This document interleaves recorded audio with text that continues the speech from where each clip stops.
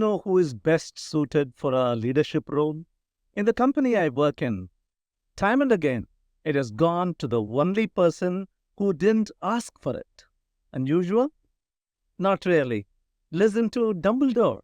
In Harry Potter and the Deathly Hallows, Dumbledore says, "It's a curious thing, Harry, but perhaps those who are best suited to power are those who have never sought it.